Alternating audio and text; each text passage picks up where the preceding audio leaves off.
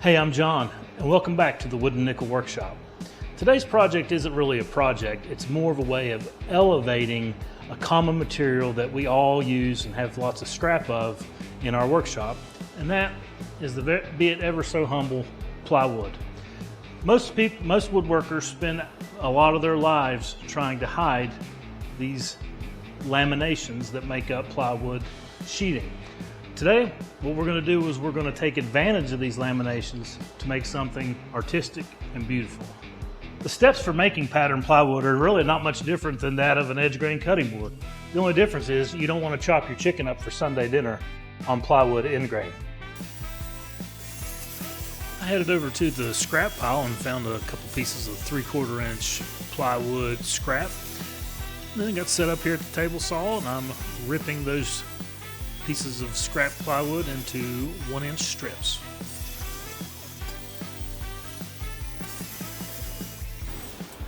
Okay, I got all my 1-inch.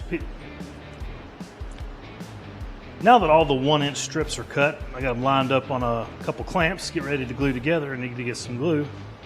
So head over to the Volto Finishes here, seemingly just a bookcase.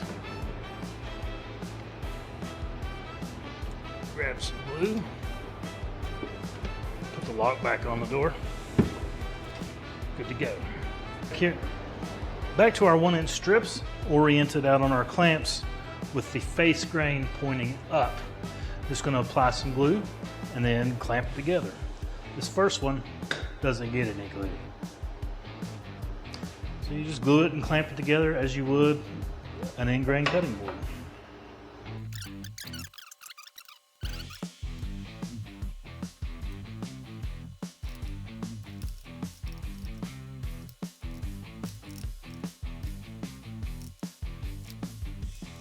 Okay, it's the next day. Our glue joints are all dried up. Time to get it on the table saw sled and get a nice square edge on.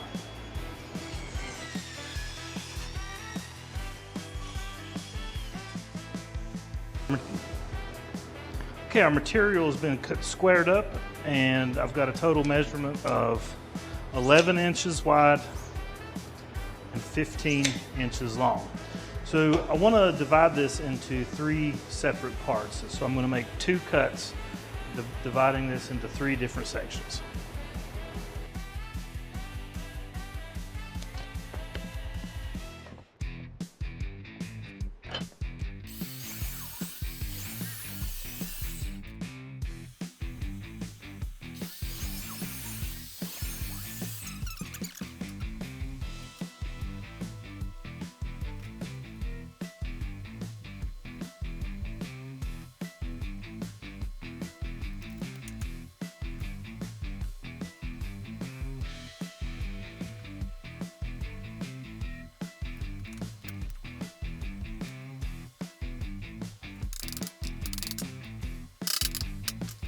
Time for our next glue up. I'm going to do a really simple pattern.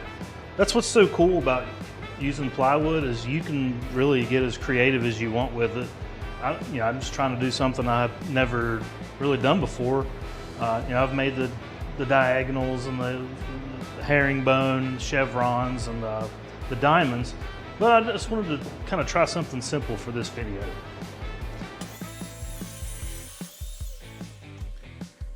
Giving it a couple passes through the table saw to square the edges up, and then a significant amount of sanding with the random orbital sander. The panel's pretty much ready to put an edge on, which I do here with a 1/4 inch round over bit, and then it's pretty much ready to do whatever you want with it. So after a few simple cuts with our table saw and a couple quick glue ups, we've got a panel that's a little bit further elevated. Taking a simple sheet of plywood that originally looked like this and making it look like this is just a simple way to elevate the materials that you're using and give you a lot more options that you can offer your customers and people at craft shows. I make a lot of signs. That's one of the biggest things I sell, and this is just another added media that I can use to put signs on, and I'll probably make a sign out of this one. But like I said, you can get as creative as you want with it. This one's very simple. It's just just a couple parallel lines in between the grid. but you can get as creative as you want with it. This is a diamond pattern. You cut this on diagonal. There's tons of videos available on how to make the diamond pattern, the herringbone, chevrons. So if this is something you're interested in, you should check them out. So you might be thinking, why even bother making something like this?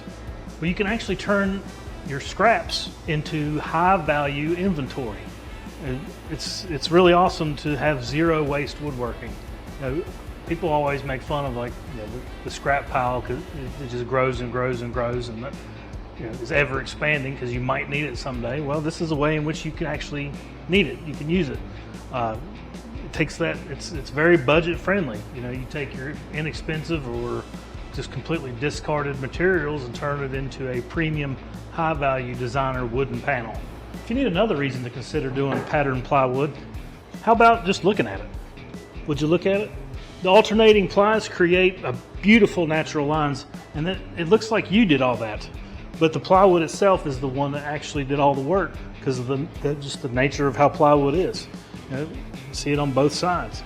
So your products will naturally look more high-end and luxurious, making them instant conversation starters at craft shows and on Facebook. Are you still not convinced about trying patterned plywood glue-ups? Well, I submit to you the incredible structural strength that you get from the cross-grain stability. Plywood is naturally resistant to warping, twisting, and splitting because its grain directions alternate with each layer. And if that's not enough for you, you can take the panel that you made, put it on another piece of plywood, and you would get even double the strength. When you glue these edge grain patterns onto a sturdy plywood backboard, you get an incredibly tough surface that can handle massive amounts of weight and force compared to thin solid wood you might traditionally use.